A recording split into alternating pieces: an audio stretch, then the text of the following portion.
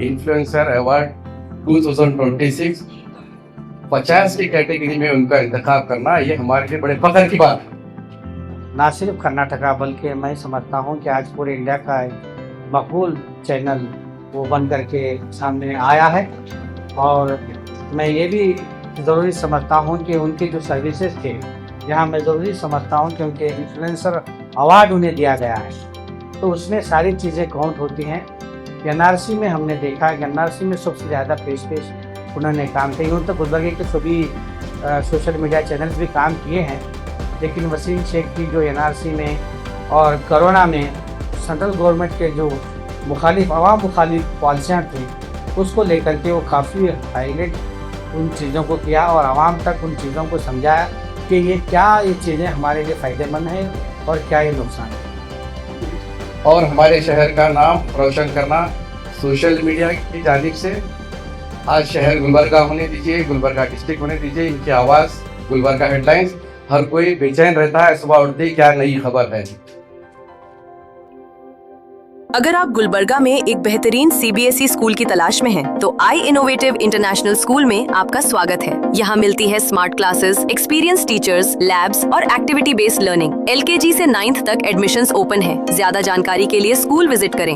मैं सबसे पहले जो अनिल ग्रुप जो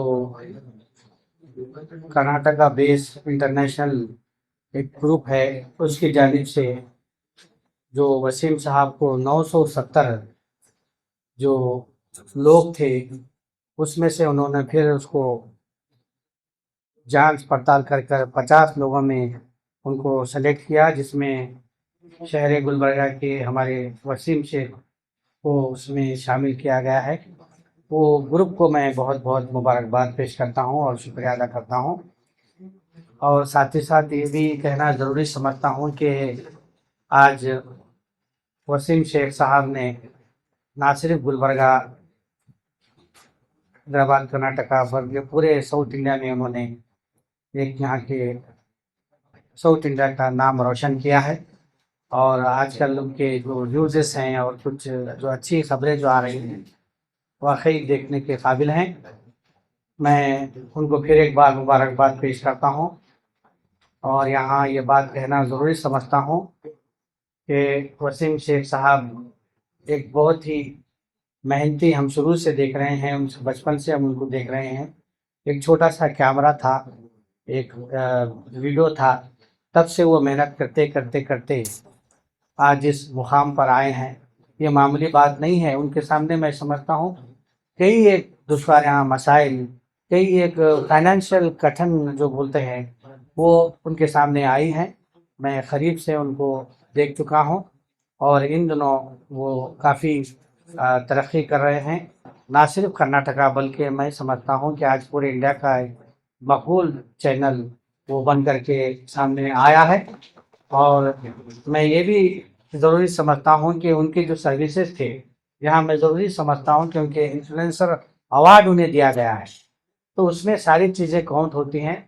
एनआरसी में हमने देखा है कि एनआरसी में सबसे ज़्यादा पेश उन्होंने काम किया। यूँ तो गुलबर्गे के सभी सोशल मीडिया चैनल्स भी काम किए हैं, लेकिन वसीम शेख की जो एनआरसी में और कोरोना में और CAA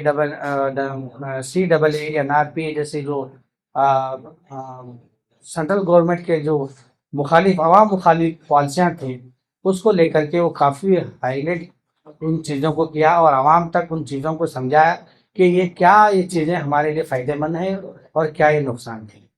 साथ ही साथ जब तलाक़ सलासा का मसला आया, हिजाब का मसला आया और वक्फ एक्ट जो बना, उसके सिलसिले में भी हमने पूरे सब मिलकर के जब यहाँ बड़ा प्रोग्राम किया, एनआरसी का भी बड़ा प्रोग्राम किया, तो उसमें उन्होंने बहुत ज़्यादा कंट्रीब्यूशन दिया और सभी चैनल्स को लेकर के टीम बनाई और उन्होंने सबको ये कहा कि हम तो यूँ दूसरी फील्ड में हम बहुत सारे चार्जेस करते हैं, लेकिन वक्फ में जो उन्होंने काम किया, एनआरसी में जो काम किया, उन्होंने कहा कि हमारे जो नॉमिनल जो चार्जेस होते हैं सब उतने ही बेयर कीजिए, क्योंकि हमारा भी कंट्रीब्यूशन वक्फ में और एजुकेशन में वो भी हमारा होना चाहिए।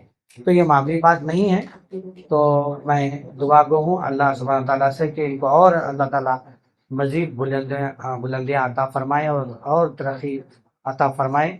ना सिर्फ गुलबर्गा कर्नाटका इंडिया बल्कि पूरे आलमी इंटरनेशनल सतह पर इनको वो चैनल मकबूल से मकबूल बन करके all India Muslim personal law board और ऑल इंडिया मिली काउंसिल की जानिब से और Seeratunnabi study and research centre की जानिब से भी उनको मुबारकबाद पेश करता हूं, क्योंकि ऑल इंडिया मिली काउंसिल और पर्सनल लॉ बोर्ड के दिल्ली, हैदराबाद और बिहार जैसे रियासतों में जब वो मीटिंग्स हुए उसका भी वसीम साहब ने बहुत अच्छा कवरेज किया और वहाँ की तमाम जो पर्सनल लॉ बोर्ड के जो अहम अहदेदारान हैं मिली काउंसिल के, वो भी बखूबी वसीम साहब को जानते हैं।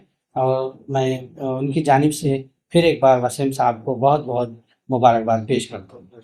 सबसे पहले वसीम साहब को मैं दिल के अभी गहराई से मुबारकबाद देता हूँ कि उन्होंने हमारे शहर का नाम रोशन किया है सोशल मीडिया की दुनिया में। इन्फ्लुएंसर अवार्ड 2026 50 की कैटेगरी में उनका इंतखाब करना ये हमारे लिए बड़े फख्र की बात है और हमारे शहर का नाम रोशन करना सोशल मीडिया की जानिब से। आज शहर गुलबर्गा होने दीजिए, गुलबर्गा डिस्ट्रिक्ट होने दीजिए, इनकी आवाज गुलबर्गा हेडलाइंस, हर कोई बेचैन रहता है सुबह उठते ही क्या नई खबर है।